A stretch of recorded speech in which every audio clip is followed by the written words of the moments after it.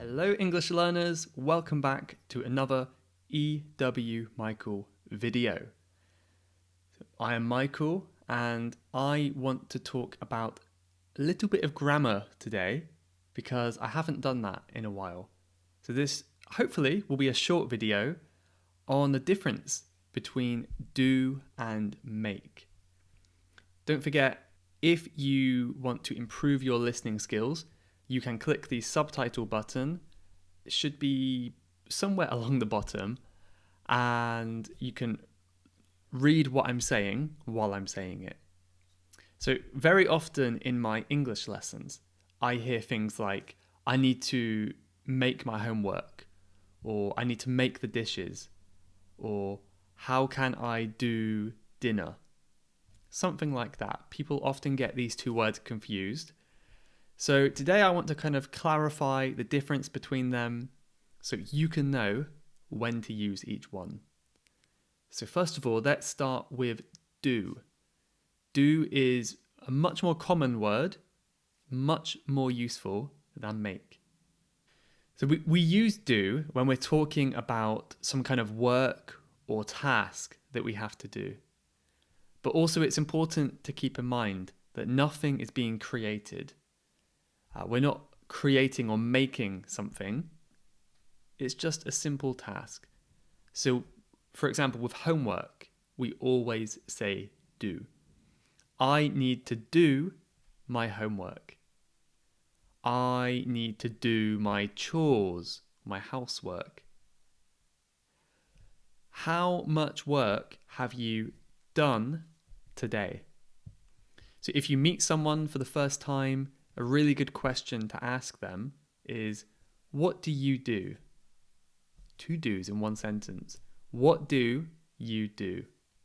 So maybe the full sentence would be, what do you do for work? And as I said, do has many more uses. So we often use it when we're referring to an activity like a very general activity. So we're not being so specific here.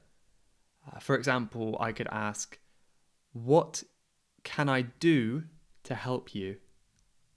What can I do to help you? Why don't you do something to help? I can't stop to talk now. I have too many things to do. Too many things to do. So again, we're kind of talking about jobs and tasks, but it's very general. I'm not telling you what I'm doing, but I have many things to do. Now, if we used make in that case, I have many things to make, then it's much more specific. Maybe it sounds like you're making a cake or something like that, but we'll come back to that in a minute. The final way we use do, which I'm going to talk about in this video, is when it replaces an obvious verb. Now, we can't always do this. It's hard not to say do now. We can always replace the word with do, but it's a very common thing to do. Oh, this is confusing.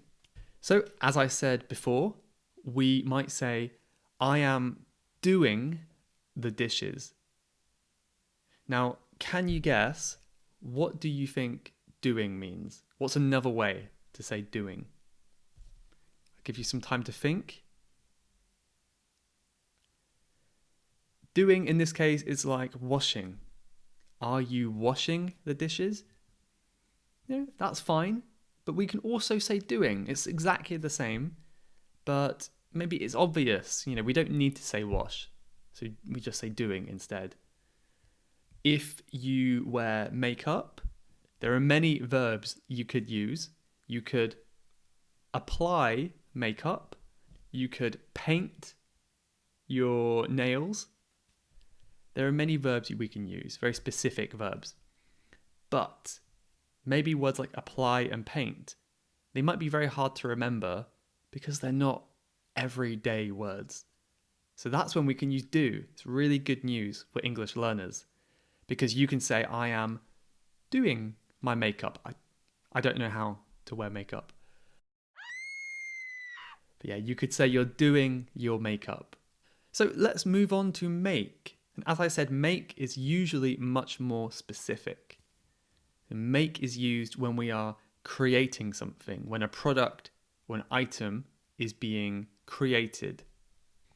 For example, I made a cake for her. So before there was no cake, and now there is a cake. I created or built the cake. The builders made a house. We might more often use the word build, built, but we could also say made. They made a house. Or maybe if you have any young children in the house, they will make a mess. And in a similar way, we can also talk about what things are made of. In other words, their material. For example, my jumper is made of cotton. My jumper is made of cotton. So here we often say made with the preposition of, of, to talk about the material of something. Or this jumper is made by Americans, perhaps. Probably not. I haven't checked the label, but I doubt it. The second way we use make is for something that creates a reaction in something. So maybe it's a cause that has an effect. The temperature, the hot temperature, makes my hair get really big. When I was younger, I made my brother cry.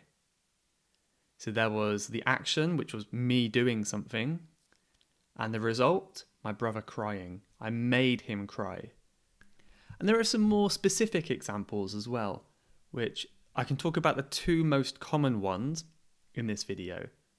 So first of all, we often use make with decisions.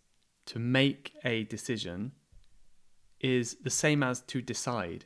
The meaning's practically the same. So I can't make a decision. I haven't made any plans yet. But we also use it for speaking and sounds. For example, despite being 1 year old, the baby made no sound. The baby made no sound. Please, if you like, you can make a comment on this post. So usually that is speaking, it's not writing. But I wanted to make it relevant to this video. But yeah, you can make a comment. Or don't make any noise. Don't make any noise. That means be quiet. Don't make a noise. So maybe this video lasted a little bit longer than I expected, but I hope you found it useful. We've looked at the difference between do and make.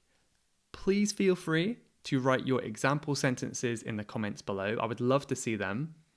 Thank you very much for watching. I'll see you next time. Bye bye.